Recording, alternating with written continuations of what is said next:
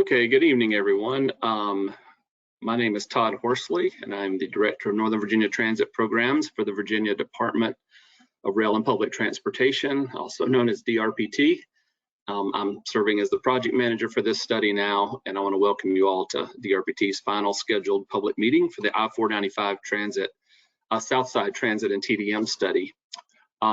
What you are seeing on your screen is some instructions on how to participate in our question and answer session later in the meeting.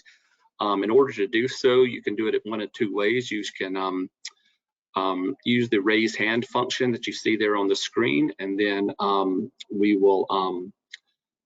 moderator will unmute you and you'll be able to ask your question in that way. Or you can actually type a question into the chat box, and you can do this at any time during the meeting, and we will endeavor to answer those as the meeting goes. But if we can't get to it, then we will definitely read it at the end of the meeting during our question and answer session, and we will answer it then. If you want to go to the next slide, we will, like I said, we will put these instructions back up later in the meeting as well. So again, I want to welcome everyone to our final scheduled public meeting for the I-495 Southside Transit and TDM study. We do have a Spanish language translation service available to anyone who wishes to use it. Instructions for doing so should be in the meeting chat box or will be very soon. But at any time you can type a request for a Spanish translation into the chat box, and we'll give you instructions on how to access that. I also want to let you know that this meeting is being recorded and the video will be made available on our project website. And then again, we will take questions and answers later in the presentation near the end. We'll note all of your comments, but this is not a formal public hearing on this study or on any project. So tonight we want to give you an update on the work that we have performed during this study of potential future transit options in the I-495 Southside corridor. The Virginia Department of Transportation, or VDOT, is currently conducting an I-495 Southside Express Lane study, which will be complete probably in late 2023, I believe that's the current schedule. The findings of our transit and TDM study, which we are now finalizing, will be used to inform the future highway alternatives that are being considered by VDOT in its study. And our transit and TDM study was a preliminary evaluation of current transit services in the corridor, as well as potential future transit services that might benefit from the addition of express lanes to the corridor. Our transit and TDM study identified transit services and other improvements that might be implemented in the future if express lanes are added to the corridor, and we developed a series of investment packages that could be implemented over time or when funding for transit services become available. If VDOT decides to implement express lanes in the corridor in the future, then a separate planning effort would be undertaken in coordination with regional transit providers to develop a complementary and specific transit service plan. So before we begin our presentation tonight, I want to acknowledge any elected officials who may be joining us this evening and let you know that we will give you an opportunity to address our attendees at the beginning of our question and answer session near the conclusion of our presentation if you wish to do so. I'm going to take a quick look. I didn't see any elected officials that pre-registered for the meeting, but let me just take a quick look through. If you are an elected official and would like to be recognized during our question and answer session, then you can raise your hand. But again, I am not seeing any in the attendee list at this time.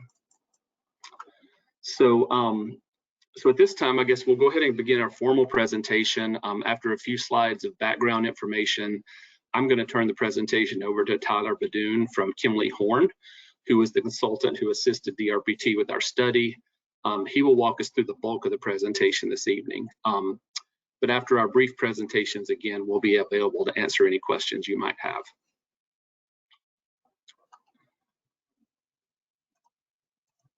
So the I-495 Southside Transit and TDM study was initiated as a complementary study to inform VDOT's environmental study for the potential extension of the express lane system on the southern section of I-495. also known as the Capital Beltway. The VDOT environmental study is called the I-495 Southside Express Lane Study, and then DRPT's I-495 Southside Transit and TDM study will become a component of the VDOT study. The purpose of DRPT's Transit and TDM study is to identify a range of current and future multimodal solutions that can be implemented in the I-495 Southside corridor to reduce congestion, improve trip reliability and regional connections, and to enhance existing and planned multimodal mobility and connectivity in the corridor. And then these goals align with several of the goals of VDOT's I-495 Southside Express Lane study. The study area, which is highlighted in yellow on the map that you see, includes 11 miles of the southern section of I-495, also again known as the Capital Beltway. And this is between the I-95, 395, and 495 interchange in Springfield in Fairfax County, Virginia, over to the Maryland 210 interchange in Prince George's County, Maryland. The study area also includes multiple passenger rail lines in Virginia, including the Metro Rail blue and yellow lines and the Virginia Railway Express, or VRE, Fredericksburg and Manassas lines. There's also an active freight rail corridor in the study area. So as previously mentioned, this transit and TDM study is being conducted in coordination with the VDOT I-495 Southside Express Lane study that is looking at potentially extending the express lane system on the southern section of I-495. The VDOT study is being coordinated with DRPT and other federal, state, and local partners in Virginia and Maryland. The findings and recommendations of the DRPT transit and TDM study will be used as inputs into the VDOT's express lane study, and will consider new multimodal travel options that could benefit from an expanded express lanes network. And from this point on, Tyler is going to take over and take us through the remainder of our presentation. Thank you, Todd. So as Todd mentioned, the DRPT Transit and TDM study started earlier this year. So we kicked off in May, and we're expected to complete this portion of the study in early 2023. So our first task was to assess baseline conditions and needs. As part of that, we also gathered public input through a virtual public meeting and survey this past summer in July. And we used the findings from that assessment as well as other input from a stakeholder group to identify preliminary strategies for multimodal options in this corridor. These were tested, refined, and prioritized into recommendations. And throughout this process, the team worked with a group of stakeholders consisting of regional transit providers, transportation departments, and municipal and county governments. So this evening, we'll be focusing on the draft recommendations, and the feedback we hear through this process, as well as through an online survey that we'll reference towards the end of the meeting, will be used to finalize the study. So the baseline conditions consisted of both existing and future planned transit and TDM services. So the transit in this Southside corridor is currently provided by several different transit agencies, shown by different colors on the map. There is limited bus service on 495 itself, but a good amount of parallel and Metro Rail feeder bus services in Alexandria and Fairfax County and Prince George's County. The rail network, which is shown as black lines on the map on the screen, includes a VRE, the Metro Rail blue and yellow lines, and Amtrak service, as Todd mentioned. And there are also a variety of commuter assistance programs that exist at the statewide levels in Virginia and Maryland, as well as the region as a whole, and several of the local jurisdictions as well. But none are specifically targeted at TDM or commuter assistance programs for the corridor itself. So through the baseline conditions assessment, several needs were identified to guide the study. So these included providing and promoting convenient and flexible travel choices for all. So we saw a need for options to support travel throughout the day, for example, and not just around peak times. there's a need to reduce congestion and improve trip reliability. We heard clearly that travelers desire faster and more reliable travel time in the corridor. There's a need for improved safety. For example, congestion relief can result in improved safety benefits. There's a need to accommodate future regional growth. As part of the study, we looked at both existing and future population, employment, and activity in the corridor, and we anticipate growth at a number of different activity centers nearby. And there's a need to provide consistency with local and regional plans, and there were several other previous transportation plans and studies that we referenced throughout this process.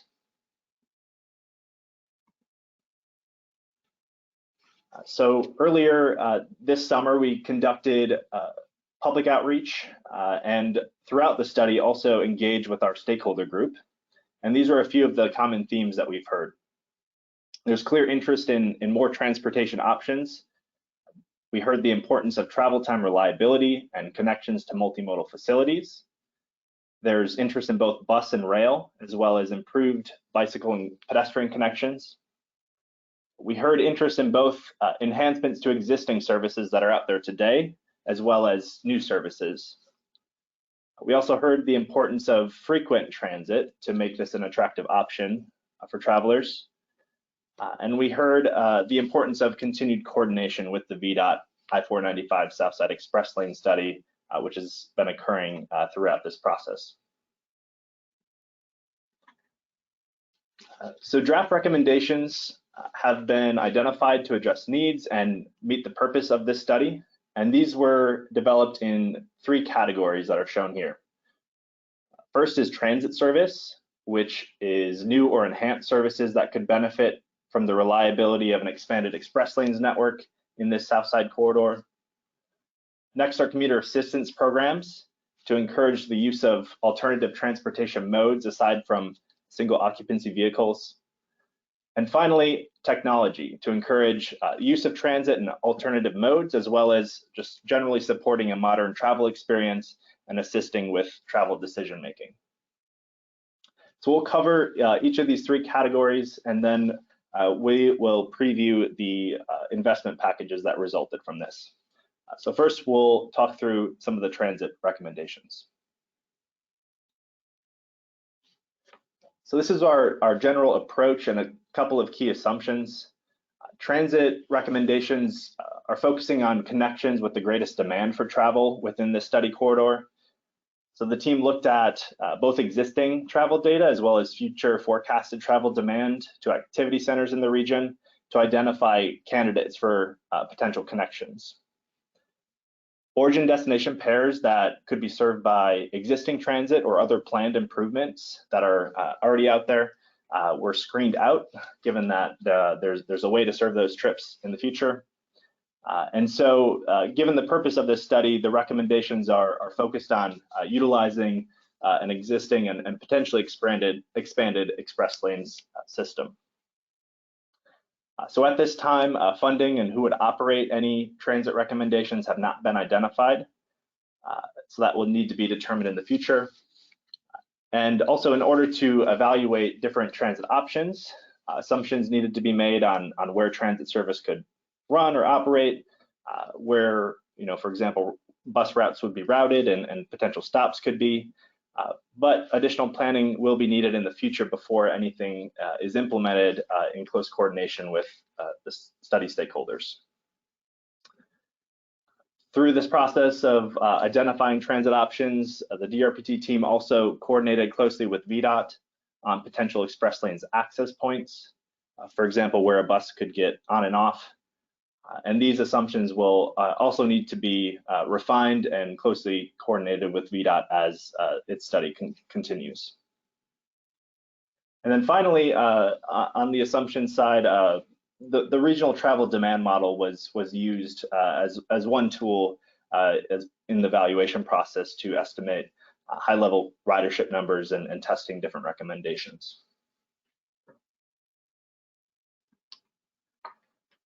So as opportunities for new transit connections were identified, we considered different transit modes. And this was based on potential demand for service, as well as considering the infrastructure that would be needed to actually implement and operate that service. So the transit recommendations include different types of bus service. So these include express bus that would operate all day with more direct service and fewer stops. So getting at that faster and more reliable travel time need. Commuter bus would be for similar types of connections, but this type of service would operate primarily during peak commuting times and serve more of a commuting market. And finally, local bus is another option, and this would be service that would operate all day with more stops compared to these express or commuter bus options.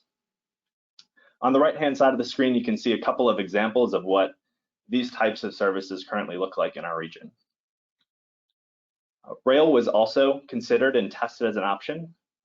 In the context of this study, we did not see a single travel movement or groups of origin-destination pairs that really warranted a level of service such as rail, aside from what's in the corridor or planned in the corridor today. From a demand standpoint, we tested a rail scenario and found a rail extension in this corridor could carry slightly more riders than the recommended package of bus options, but this would require a multi-billion-dollar investment compared to a significantly lower cost and more flexible bus options. So in short, the level of demand that we saw through this analysis for new rail lines was something that could be met by a lower cost and a more flexible bus mode. But the study does recognize that any improvement to the 495 corridor should not preclude future rail across the Woodrow Wilson Bridge. Any recommendations is essentially building upon other planned improvements that transit operators and local jurisdictions may be planning already. For example, the VRE capacity expansion that's planned for the rail lines that operate in this corridor.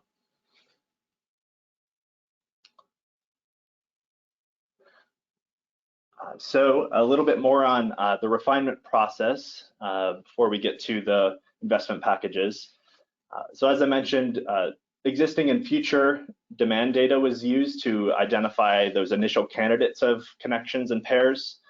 So we started with identifying 110 pairs of origin destinations that use the 495 corridor, and these were the top out of all the regional activity.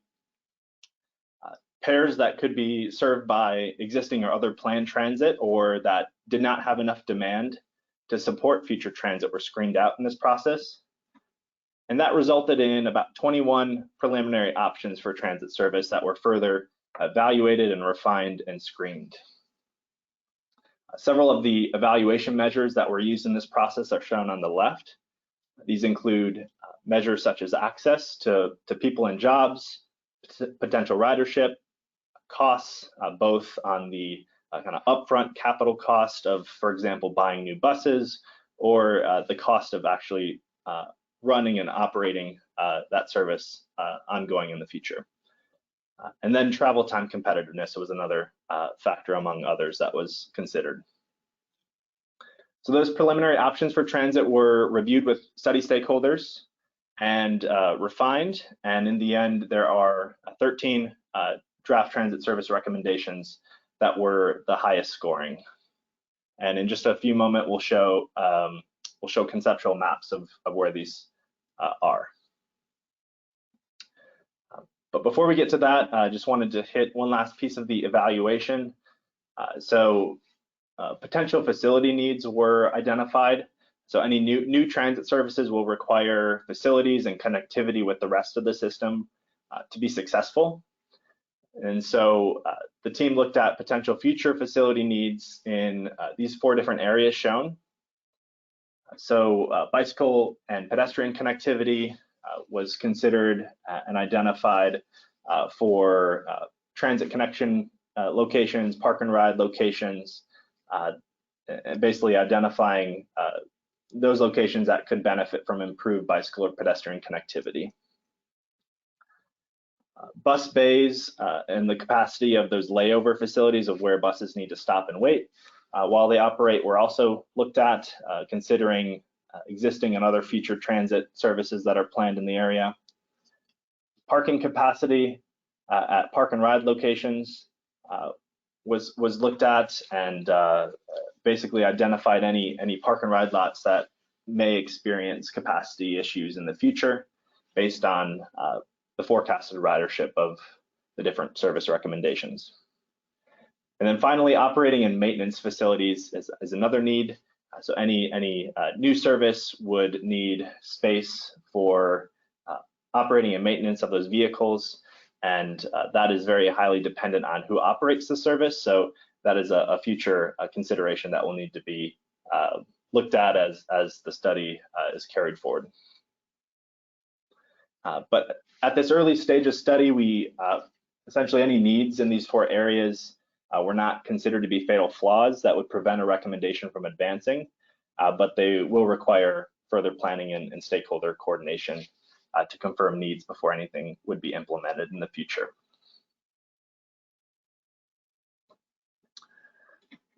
All right, so transit recommendations were grouped into potential investment packages, and these were paired with commuter assistance programs and technology, which we'll summarize in a few moments. But those investment packages represent potential timeframes for implementation. So for the purpose of this study, we assumed that the near-term package would be anything before 2030, and that represents the construction phase of a potential express lanes expansion.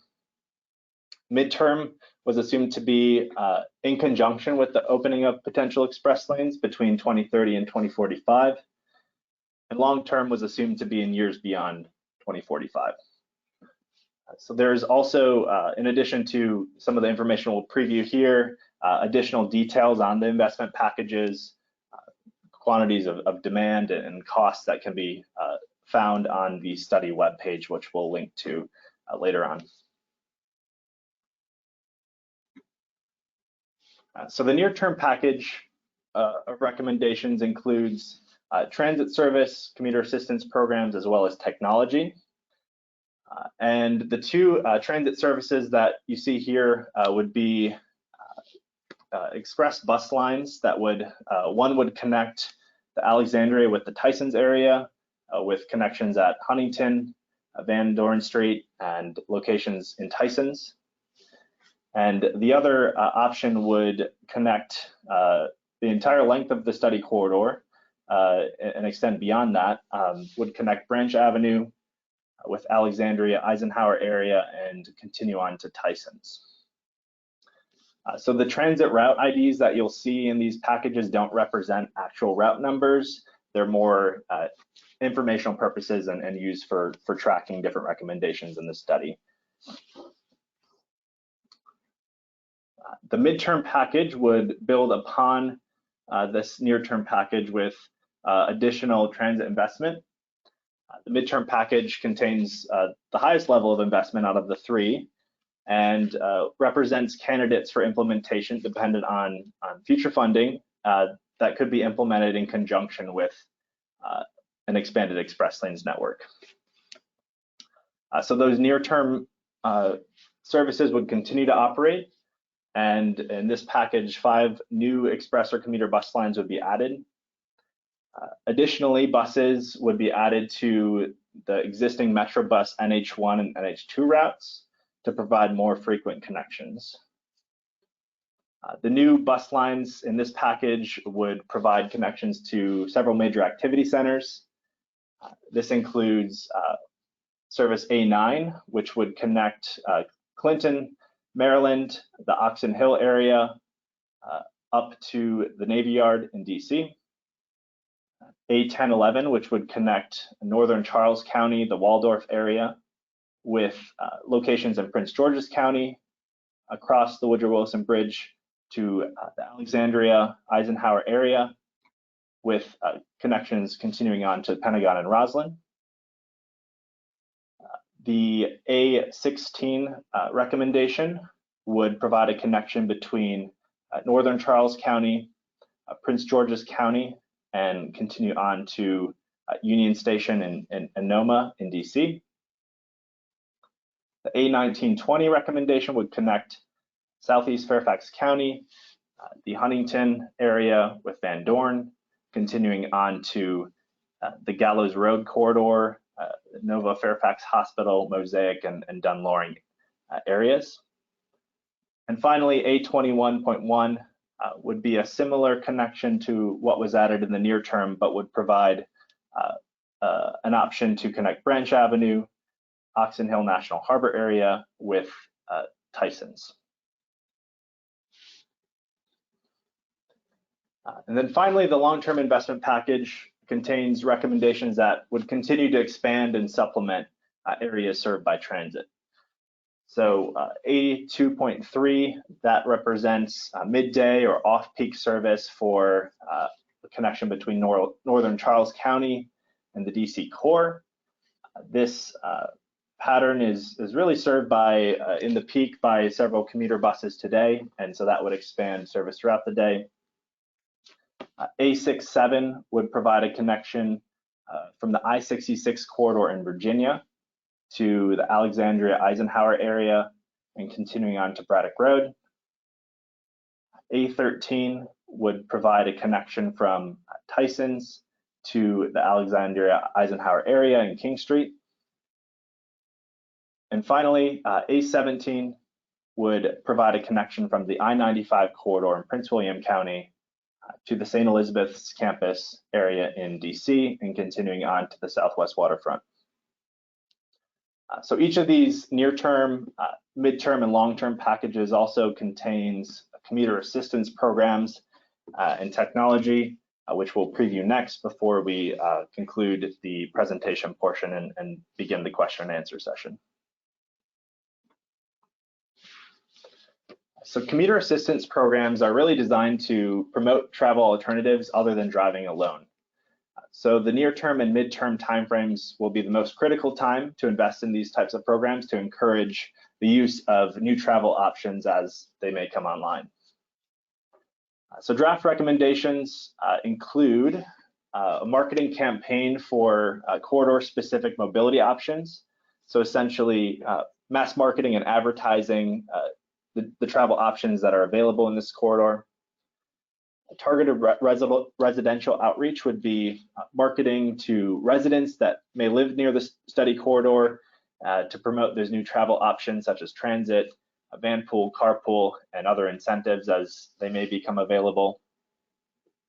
Targeted employer outreach would be assistance to employers that are located in or near the study corridor for commute information, and other support services such as incentives or shuttles to transit stops for alternative travel options. Carpool promotion programs are services typically online to match potential carpool and van pool partners for ongoing rideshare. And lastly, van pool formation and expansion program, which would consist of outreach and incentives, financial incentives to travelers to start and maintain van pools, throughout the study corridor. And then the last category of recommendations in the packages is technology. And these are included mainly to tie to the newer expanded transit services in the various timeframes. So I'll provide a brief description of each one of these. But again, additional details can be found on the study website in draft executive summary. So transit priority technology would be adjusting traffic signals to give more time to approaching buses, or potentially providing space to buses to move around backups from traffic signals to improve travel time and reliability.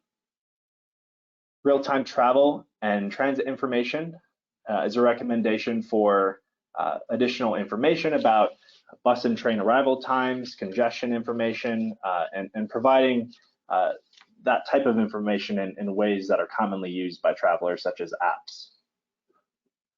Real-time passenger load information would provide travelers with the expected availability of seats on the bus or train before they make the trip. Commuter parking information systems would provide travelers with the expected availability of parking spaces at lots serving rail, bus, and van pool and carpool users for the corridor. Transit payment integration and incentivization would provide modern fare payment options for transit services and a system to incentivize people to modify their travel choices. For example, special fare programs, promotions, or rewards for alternative travel. A zero emission bus charging infrastructure is a recommendation for charging infrastructure to support zero emission buses at transit stations in the corridor. And finally, automated, connected, and shared mobility is a recommendation for first and last mile connections to these mobility hubs where you could connect to transit services. And as that technology of automation matures in the future and is more widely available, that could be potentially part of that connection service. So as the DRPT study concludes and is advanced, there's several things that could happen. As we've mentioned, the coordination with the VDOT I-495 Southside Express Lane study will continue, and the DRPT study will inform that study. All draft recommendations that we're showing here are not funded at this time, so funding sources would need to be identified. And additional planning will be needed in the future to identify transit operators, specific facility needs, and specific service recommendations before anything gets implemented. And all of this would be continued to be coordinated with the stakeholders and transit providers. So this concludes the presentation portion of the meeting. I'm going to cover a couple of different ways you can provide your input, and then we'll transition to question and answer. All right, so we do want your input, and you can provide that feedback in several different ways in addition to this meeting this evening.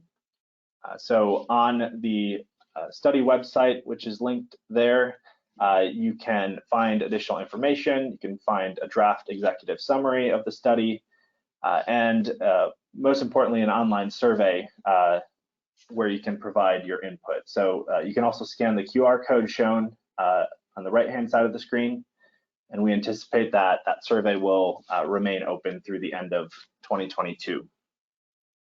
You can also submit any comments via email to todd.horsley@drpt.virginia.gov. And you may also submit mail-in comments to Todd Horsley, Virginia Department of Rail and Public Transportation, 1725 Duke Street, Suite 675, Alexandria, Virginia 22314. So to stay involved in the study, again, you may visit the study website for updates, additional resources, and contact the team with any comments or questions. So I will pass back to Todd at this time. Okay, thanks, Tyler. So I just want to add that, while this study is nearing completion, DRPT will remain actively involved in the ongoing VDOT study, and will gladly continue to accept input and, about potential future transit services in the corridor. We will definitely be in attendance at VDOT's next round of public information meetings and any future rounds they may have, and we'll be there with information on this study and its recommendations. We'd be happy to talk to you there as well. Also, while the survey will conclude at the end of 2022, we'll continue to accept public comments on this study before we finalize it in early 2023. We'll announce a closing date for the receipt of online public comments on this study soon. I will make sure everyone gets a notification as to when those comments would be due, but recognizing that we are in the holiday season, we want to make sure that comments are extended into January. But again, the survey will actually close at the end of 2022. You can put the instructions on how to participate back. So again, this is the instruction on how to participate in the comment, question, and answer period that we're about to get into. But as promised, I want to go back and just recognize any elected officials who may be on the meeting who wish to speak. Again, I've reviewed the attendee list. I don't see any, at least on the Virginia side. I will have to admit I'm not as familiar with our elected officials over in Maryland. So if anyone is an elected official in Maryland and would like to speak, if you'll raise your hand, we'll certainly recognize you now. And I'm going to ask Mary Olivia if any hands are raised. I'm not seeing any. I see one hand raised. Okay. Let's see. I think we're ready to go into our question and answer. So if you want to call on that person and unmute them, then we'll get started with our question and answer period. Sure. Okay. So Paul Hertel, I believe, you should be able to unmute yourself and ask your question. Oh, yes. Thank you. Thank you for the presentation. It was very thoughtful and informative. I was just wondering if you could quickly go to the sketch where you had from Braddock to Branch Road. Yes, let me navigate back to that.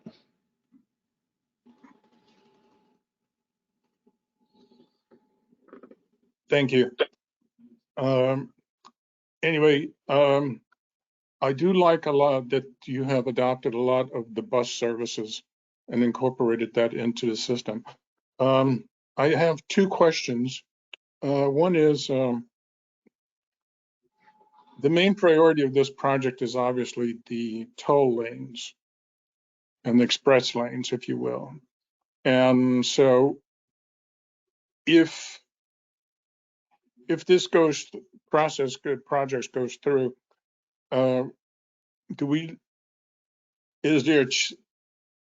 is there a probability that we will get express lanes, but none of these ancillary bus services that we're talking about? So this is Todd at DRPT. So and Tyler, please jump in if you want to, or Lucas. So VDOT is conducting the express lane study. There's, they're in the middle of their environmental study now. It's advancing. There's been no decisions made. What you've basically seen tonight are our bus transit services that could utilize express lanes if they are built in the future.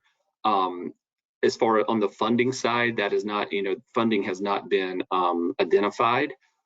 In other express lane projects in Northern Virginia, there has generally been funding associated with it, whether it be from in some kind of a contractual manner or or by the local or state governments, but there's been no funding identified right now. So, but these are the services that would make the most sense to operate in an express lanes environment if those were built and funding became available. The second observation I have is one which is just a question. Have you identified the traffic movement as to who it is that really uses 495 to get across the river? Has that been identified, or is that still in supposition stage? So that is one I am definitely going to ask our Kipling Horn colleagues to address. Sure. Yeah, I can touch on that. So that's being looked at on kind of both sides. So from the transit portion of the DRPT study, that was the basis of a lot of the transit connections that you see here. So we looked at both kind of big data sources, location-based services that are out there to look at where the most frequent trip is for people using this corridor and where they're connecting to. And then we also utilized the regional travel demand model for kind of that future look in the long-term horizon year. Go ahead. The question I really get to is the problem on Woodrow Wilson Bridge caused mostly by local, or is it that through 95 traffic? I don't have that information off the top of my head. We could probably follow up, and VDOT, the VDOT. That's fully understandable. I will follow up later. The Okay. other one is just general comment, which is the problem related to the legacy of what I'm familiar with Fairfax County, which is very low density, far out, which does not lend itself at all to mass transit, or very difficult, but still causes significant amount of pollution and a lot of problems, because we do need cars here, and we can't, for all intents and purposes, we can't exist. I would urge that there is a prioritization of looking at more feeder buses. In other words, small feeder buses that feed into this system, that goes out into the neighborhoods and grab people, so to give them access to these points as well. Thank you. But anyway, thank you for the presentation. I do appreciate it. Thank you very much. Yeah, thank you. Back to your question about the is the traffic generated more by local or through traffic? I think the VDOT study would actually have some more information on that. So I would certainly encourage you to, when the next VDOT public input meeting is, to ask that question there. I think their modeling would probably answer that question. And then just finally, I would just say that the your proposals match very closely to the movements in Fairfax County, so it's very well done. I do appreciate it. Thank you very much. Thank you. And I would add that we have, throughout this process, consulted with Fairfax County, the City of Alexandria, and Metro on these services. And so, anything you see here, we would certainly, before we actually got into doing some actual transit planning and some if funding became available and we started planning some services, then we would do that in conjunction with them. We would not be doing anything that's duplicative of what they already offer. So and they would be the operator of these services, so we would further coordinate with them. So I don't want you to see anything and think that one of these is already operating, one of our operators is already running these services. We certainly will coordinate with them. So Mary Olivia, I'm gonna have you kind of moderate this the rest of the time and give us the questions. I know there was several in the question box, but I don't know if your hands are raised. So I'll just you can read the questions and let us. We'll try to answer them. So the first question is, how could rail service be implemented in the future after there is a private tolling concession in place? Would that be provided for in the contract? So again, VDOT is conducting the express lanes study, which our study will be a component of, but we're proceeding under the assumption, I think as Tyler mentioned earlier, that nothing would be future high capacity transit across the Woodrow Wilson Bridge would not be precluded in anything that comes out of these studies. So that might be more of a question for VDOT again when we get to when they open their public information period back up, or public in their next round of public information meetings. But we're proceeding as though future high capacity transit wouldn't be precluded.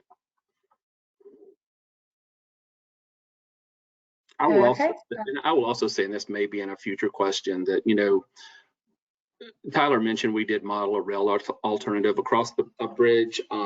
We really chose to focus our efforts in this study on transit improvements that would benefit from an extension of the express lanes across the bridge, because we want to acknowledge that Metro has undertaken a blue, orange, silver corridor capacity and reliability study that called the Blue, Orange, Silver study, and they put a lot of effort into that. We've DRPT, all the local systems, and I know on the Maryland side as well, we've all been stakeholders in that effort, and so we did not want to duplicate those efforts until we know a little bit more about what's going to come out of that study. And then Metro's also been involved as a stakeholder throughout our study, as a stakeholder has been a stakeholder throughout the DRPT study. But so anyway, just wanted to acknowledge that.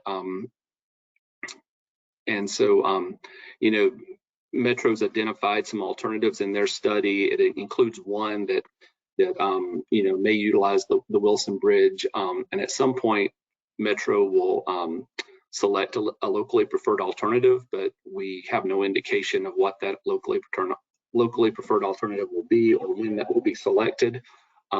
We kind of anticipate an update from Metro sometime in 2023, hopefully maybe as part of their FY24 budgeting process, and that would still be while the VDOT study is still in process. You know, at that point, DRPT can work with VDOT and Metro to determine how or if we, you know, incorporate Metro's recommendations or how those might affect the Commonwealth studies. So just wanted to acknowledge that we certainly you know, are cognizant of the rail question, and we have given it consideration. But knowing that Metro has put a lot of effort into that, we're kind of waiting to see, you know, what comes out of that study.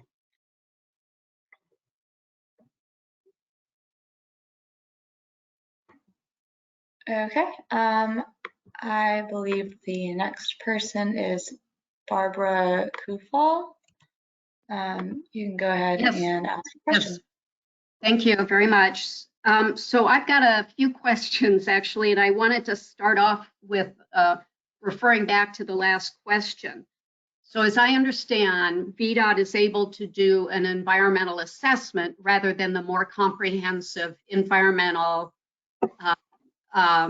impact study because the plan is to stay in the existing footprint. But I don't understand how you can stay in the existing footprint and add a toll lane and not take up space that would be needed for a future rail line.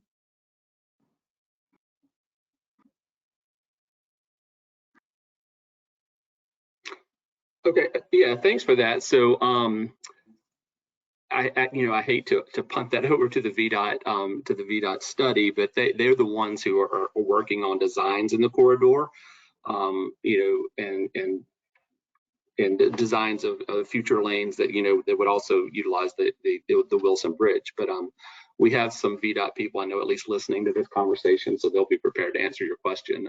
And we can, if you can also submit it as a comment or a question to us, and we can forward it on to VDOT. But again, we're proceeding under the assumption that high capacity rail would not be precluded in any of these studies. Okay. All right. Then my next. Appreciate your question. No, I'm sorry we can't answer it on this side on the DRPT study. Okay.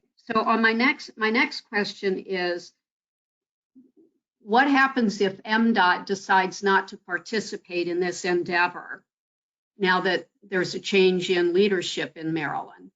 How does that impact your plans or the project?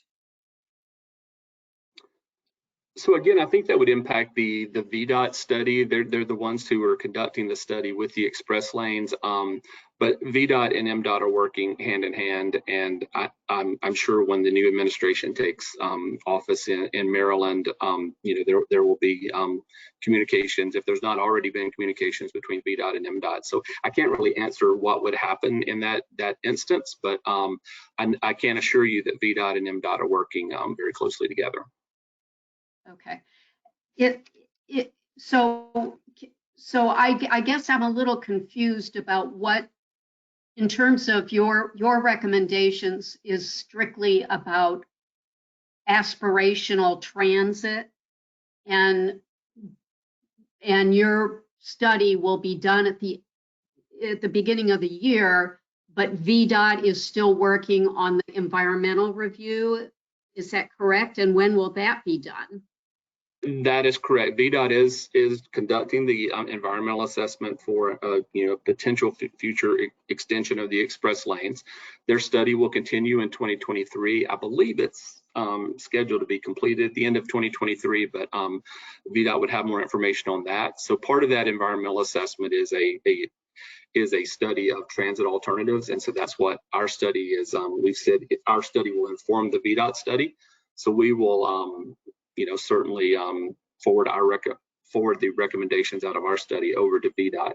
Any express lanes that may end up being built, it's going to be a multi-year project, probably several years from now. And so the environmental assessment is what's going on right now. And so that's, again, what we're providing just an input into that study. Okay. Okay. So I have one more question, and I'm guessing you're going to tell me I have to talk to VDOT. But so one of the problems with these private toll lanes is that where they end, it creates log jams, because now you're eliminating a lane, and it creates congestion as you've got these lanes of traffic merging into each other. And even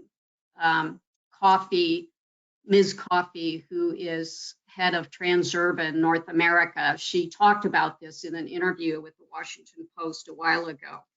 So how do you, it seems to me there's going to be a log jam created in Maryland where the lanes are phased out. So how is that going to be dealt with?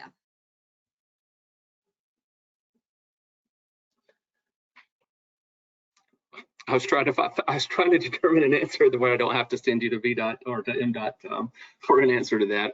But I think VDOT and MDOT would be more prepared to answer that. Hopefully, if express lanes are built and transit services are implemented as part of the express lanes, that would help to mitigate some of the congestion at those bottlenecks. But you are correct, express lanes end at a certain point, and we have seen that they can create a bottleneck. And so, but again, I think VDOT and MDOT are going to have to provide you a better answer on how, what happens there. Okay, thank you. Sure. Okay, the next question from the question box is, do I understand correctly that DRPT study is looking at improving multimodal access with HOT lanes? Is consideration being given to what could be done to improve multimodal options without HOT lanes? Are the HOT lanes assumed as part of the study?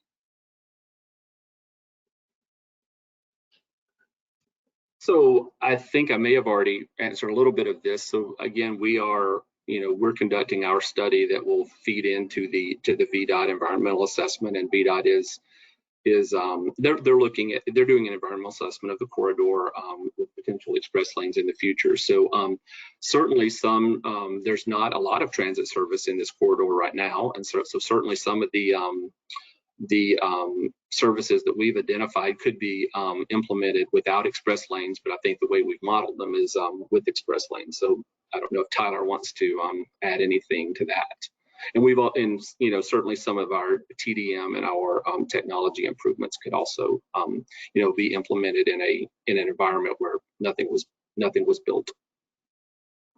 Yeah, that's correct, Todd. A lot of the TDM, many of the technology recommendations could be implemented without, to services without utilizing the express lanes or HOT lanes. As part of the baseline conditions in the very beginning, we kind of inventoried all of the transit that planned or exists today. And while there isn't much on 495 itself, there is quite a bit on some of the parallel corridors, like for example in Virginia, Duke Street, Franconia Road, and some north-south movements as well. So all of this would be implemented kind of on top of that network. And the way we've started to plan some of these potential services are to kind of connect and complement a lot of the transit options that would not need to operate on express lanes themselves. So it's intended to be kind of a holistic transit network. But what you're seeing here was looked at more from utilizing a potential express lanes facility on this corridor. Okay, the next hand raised is from Victor Weisberg, so you can go ahead and unmute yourself. Great, thanks. And I've put most of my questions in the chat, but appreciate that you guys are having this session tonight. A few things on the short-term recommendations.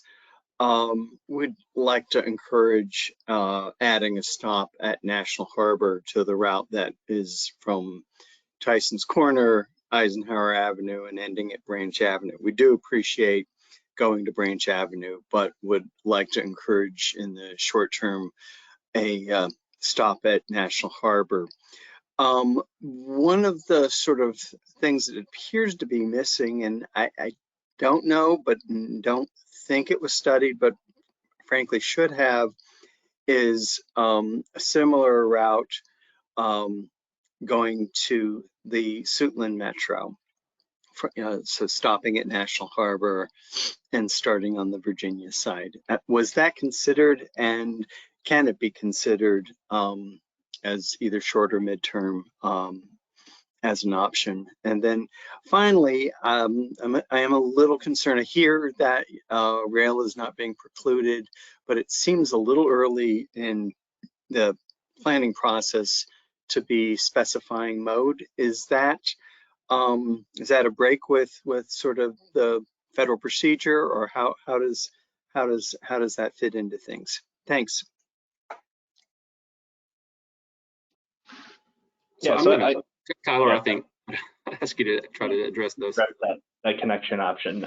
So yes, the Suitland Activity Center was part of the kind of the long list of starting pairs that we looked at throughout the process. I might have to go back and we can follow up with you to get you more details on how that performed. But ultimately, the Branch Avenue connection seemed to have greater demand potential and was advanced. But the Suitland was considered through the process. It had been screened out along the way. But again, we can follow up with more specifics if that's of interest. And then the second part of that question, I recall, was on mode. Todd, is there anything you want to add to that piece? No, I may, like I've done several times already, I may, refer you to VDOT when they have their public information meetings. I mean, we're providing a study of, that looks at transit alternatives that could utilize the express lanes. But again, rail is not. It's not that it's not being considered. It's but given the status of the current metro study, which, like I said, which hopefully we'll know something a little bit more about, in the future. That'll help inform this the VDOT study as well. But for all of these, just if you have specific comments or recommendations for us, I would encourage you to submit those as formal comments, which you can send them to my email address that was on the presentation earlier. And again, we will hold a formal, or we will accept formal public comments via email or mail, well into January. But some of these are very specific. I just wanted to make sure that we capture them. So if you feel the need, please do submit those as formal comments. But thank you for those recommendations. Okay, the next question from the question box is, were more specific TDM or land use measures studied? So I was watching the question box when this came in, and I think this came in before Tyler actually got to the TDM recommendations portion of the presentation. So he can speak a little bit to that. Yeah, I can add to that. So yeah, we did look at many of the ongoing programs that are provided by the MWCOG Commuter Connections. So many of the ongoing programs would, we would recommend they continue to function. Things like the developer TDM requirements and different local policies But what we presented here and included in the investment packages would be kind of on top of a lot of those TDM and land use activity and processes that are currently happening today.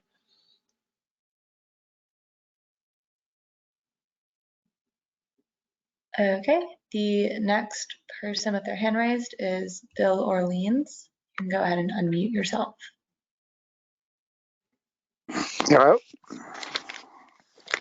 Hello? Hi, we can hear you. I had thought my question was answered, but then Vic Weisberg asked a question and it makes me wonder once again.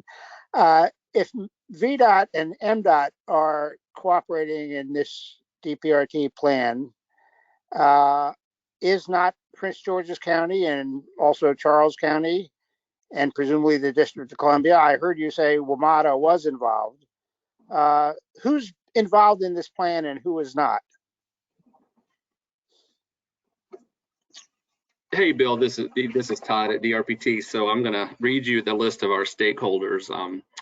I put a link to the executive summary of this plan in the chat box. But so VDOT, MDOT, Metro, VRE, OmniRide, the Virginia Passenger Rail Authority, Fairfax County, the City of Alexandria, Prince William County, Prince George's County, NVTC, NVTA, the COG, the Maryland National Capital Parks and Planning Commission, I believe is. I thank you, but you raise still a question in my mind. If Prince George's County and also Park and Planning is involved, why would it be necessary for Vic Weisberg to recommend an additional station to be served and additional routes to be served? I mean, for those who don't know, Vic Weisberg works for PGDPWT. Sure. And it sounded to me like he was asking a question as to the plan's lack of planning to serve certain, in his mind, crucial corridors and sites, destination sites in Maryland, in the county.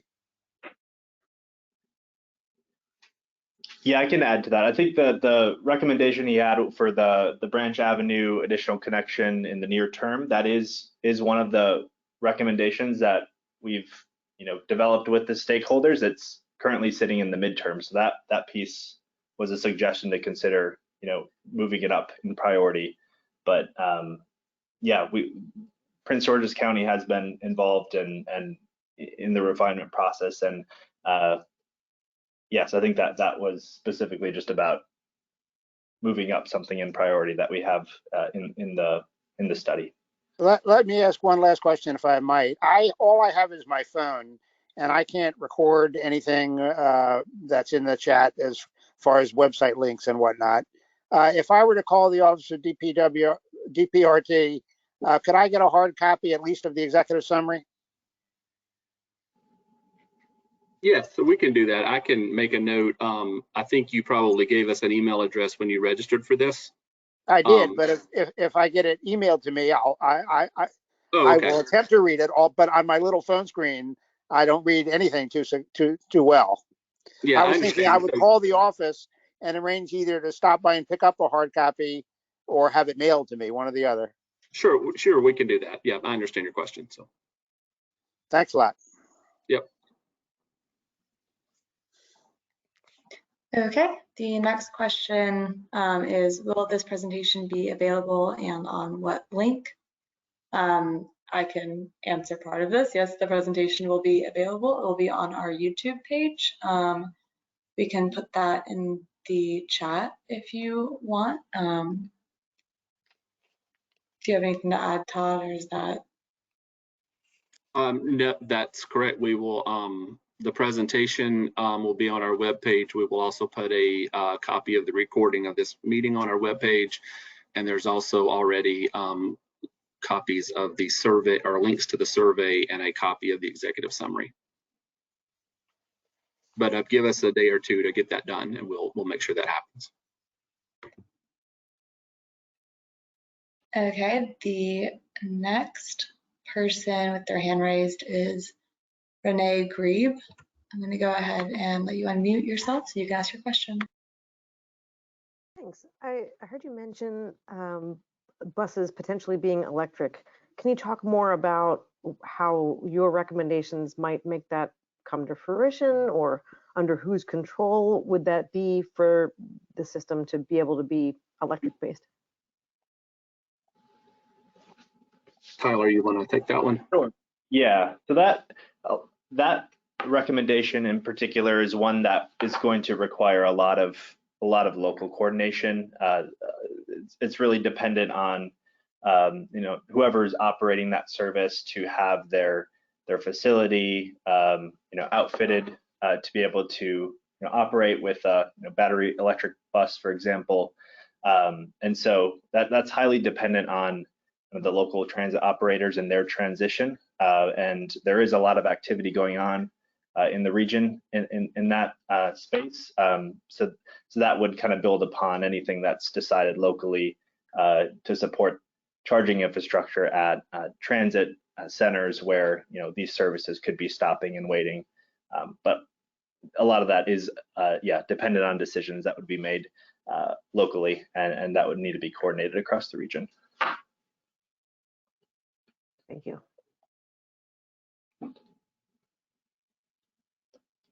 Okay, the next question is, this assumes the express lanes go into Maryland. How would approval be sought in Maryland, and what if it is not granted?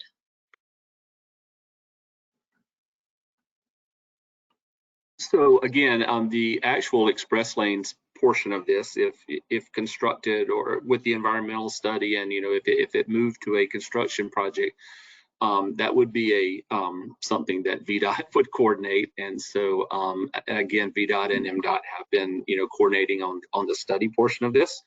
So I would unfortunately have to again defer you to VDOT. And again, they will be having a public information, a new round of public information meetings, I believe in early 2023. So again, but you could also submit that as a comment to us, and we'll make sure it gets sent over to VDOT. The next question is, don't express lanes just encourage more SOV use?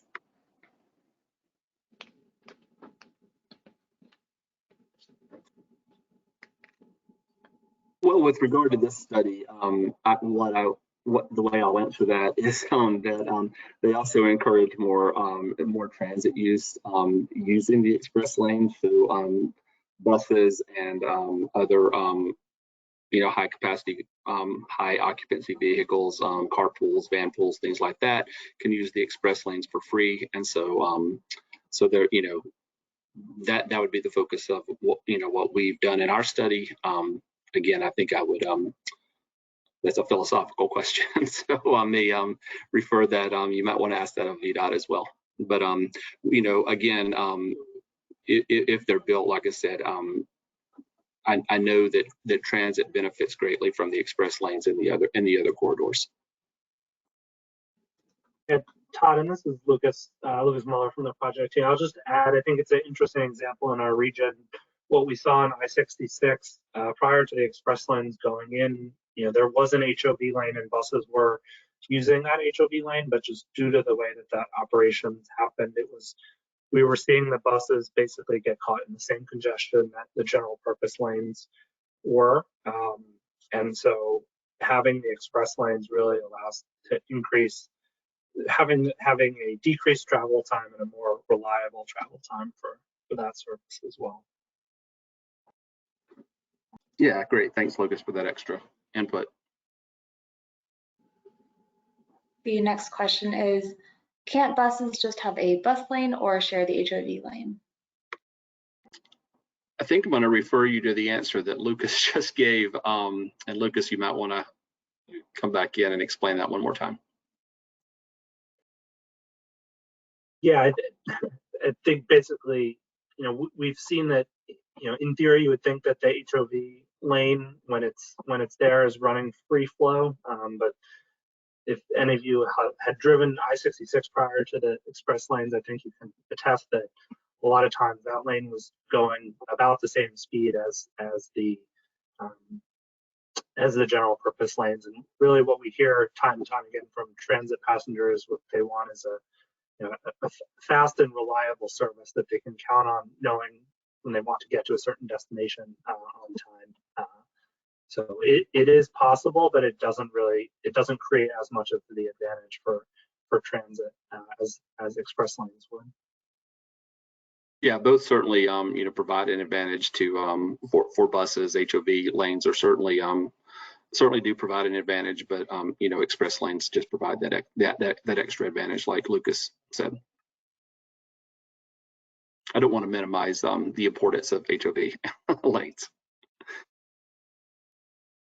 Our next question is, how would the ridership numbers be affected by the numbers of express and general purpose lanes in the future facility?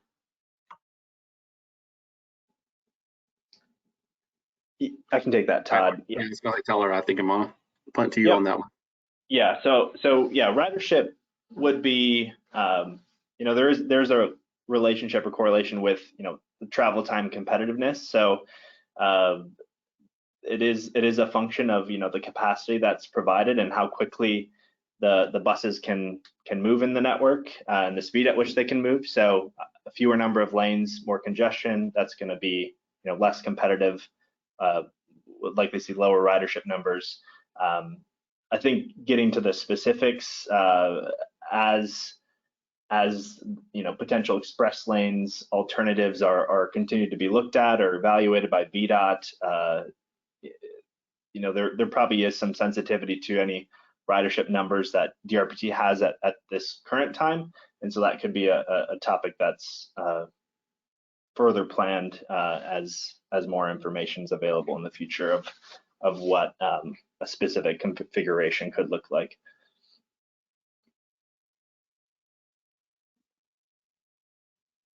The next question is, what is the value of parking surrounding these transit facilities? People who drive cars are the most likely to stop using the service if there are any issues, especially considering that the plan is to build more car lanes that they can use. Parking lots appear to be a very poor use of transit and makes it harder for those without cars to get to the transit facilities by surrounding them with expanses of parking. So in the context of this study, where parking came in was mainly looking at as we look at options for routes connecting to locations that would provide opportunities to either transfer from local connector service or feeder service to be able to walk or bike to or to be able to park if that parking is available. So it's one of the tools to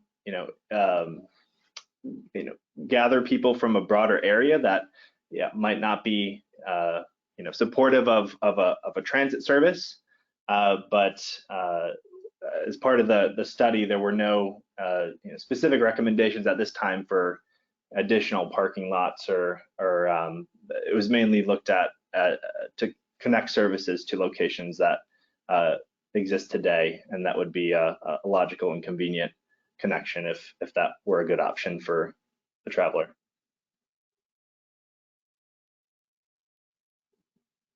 Okay, the next question is Maryland expected to provide funding for any of these services, since it is pretty clear from the timing of traffic issues that it is commuters from Maryland coming to Virginia to work that is a factor in the traffic congestion?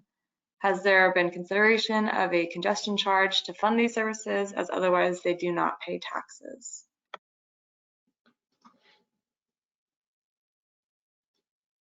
So I don't have an answer to that question. I think that would be something that would be subject to negotiations if a express lanes alternative was advanced.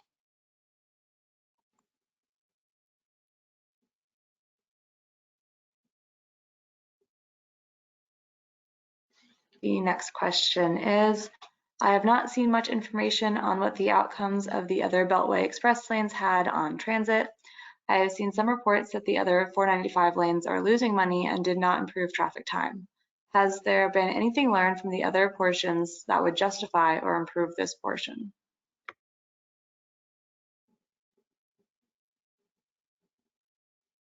Again, I'm not sure I'm going to be able to answer that question other than to say that, to reiterate that in those other express lane facilities, they certainly have a benefit to transit. Buses that are able to utilize the express lanes, like Lucas said, have a have much improved travel times and less congestion to deal with. So from a transit perspective, they've been beneficial, but I can't really speak to the other part of that question as to the actual data. The next question is, if you are providing a transit input, did you provide a transit-only alternative to VDOT, or is it just assumed that the HOT lanes are a given?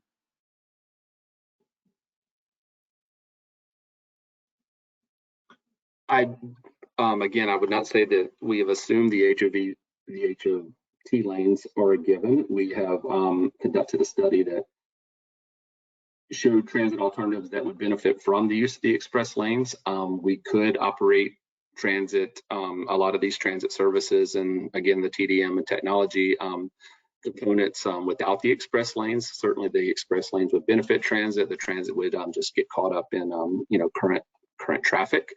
And again, we are certainly cognizant and cooperating with Metro on their study, and just waiting to see what the outcome of that study will be. So I would not say that we've assumed that the express lanes are a given, but that that is one of the things that we considered as part of our study. I mean, that's one of the things that was easiest for us to do as part of the study. So hopefully that answer wasn't muddled. Tyler, I don't know if you want to add anything, or Lucas.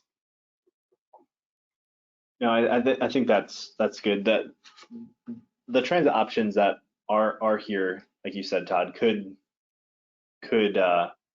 function. It's just without that reliability and travel time benefit of that dedicated facility that they could use.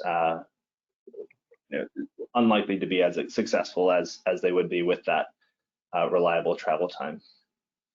Right, and as of right now, I think, as we said, there's really only one bus route that actually goes across the bridge, and so that's kind of evidence that transit would get caught up in the current congestion.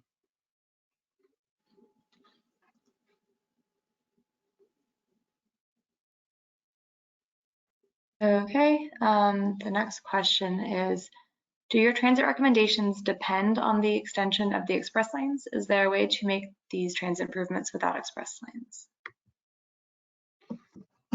So I think we just answered that question in a roundabout way. Certainly we could implement the transit recommendations we have in the study without express lanes, but they would certainly not function with near the efficiency that they would if express lanes were built. And again, if Tyler or Lucas, if you want to add anything to that, please do. That's good, Todd. I don't have anything else to add to that one.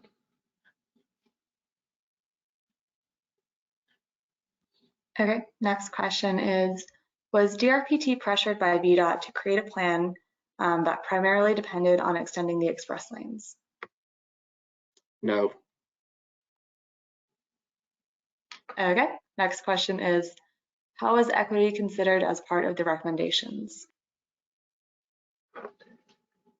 Yeah, so I can take that, Todd. So I think we had an earlier slide that walked through all the different evaluation measures that we looked at. A lot were around access for people, and so we looked at where kind of concentrations of vulnerable populations, or where people that are more oriented to use transit live, and prioritized connections, specifically more all-day connections to those areas. So it was part of the kind of that upfront of identifying those potential options for connections, and then matching all-day service as a priority for those areas.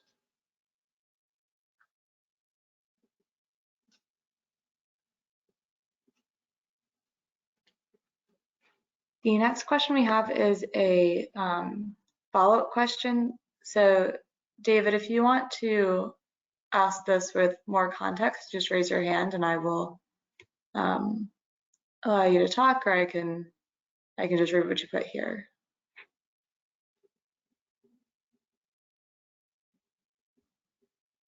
Okay, I'll read it out. To be clear, I mean something more than the existing infrastructure. Were you asked to provide a transit-only alternative to the HOT study, or did you do so?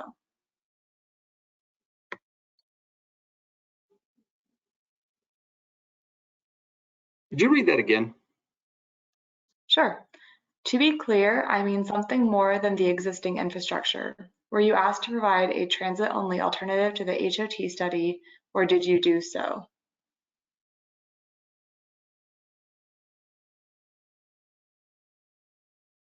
I'm trying to figure out exactly what the question is. That's why yeah, we asked if you undertook wanted the to study. explain. We undertook the He study. had another question, like Okay. I'm BRT sorry. or rail instead of HOT. All right, can you read it one more time with kind of all the context, and I'll do my best. Sorry. No, of course. To be clear, I mean something more than the existing infrastructure. Were you asked to provide a transit-only alternative to the HOT study, or did you do so, like BRT or rail instead of HOT?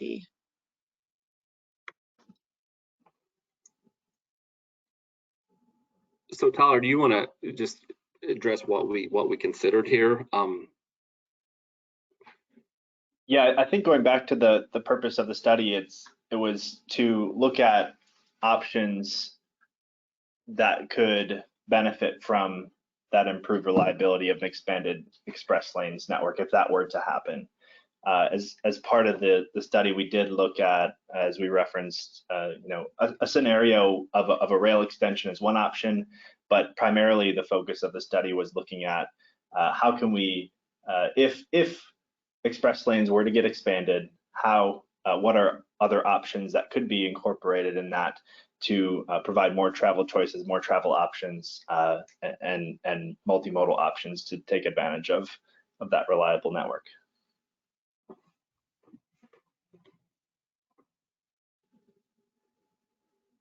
Okay, the next question is, a major portion of your bus routes are not on the express lanes. How would those portions be made more reliable?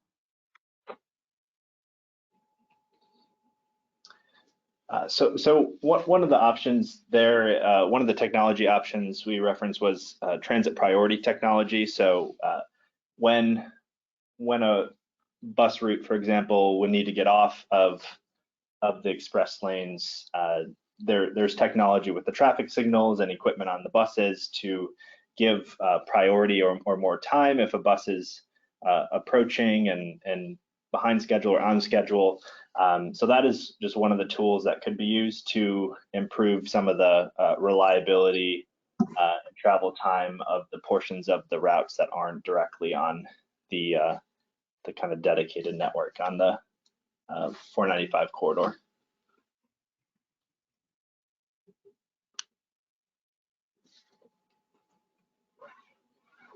There are no other questions and no hands raised at this time.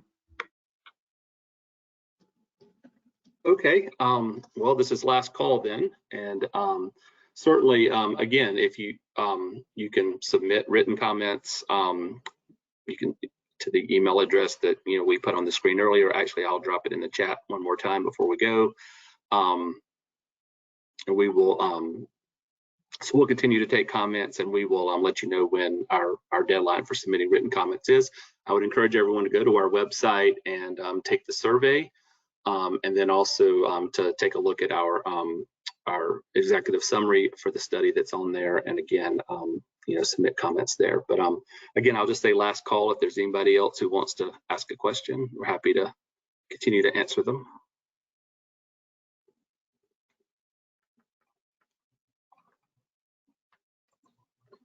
Seeing that, let me put my email address in the chat just since I said that. And we'll leave that up for a few minutes.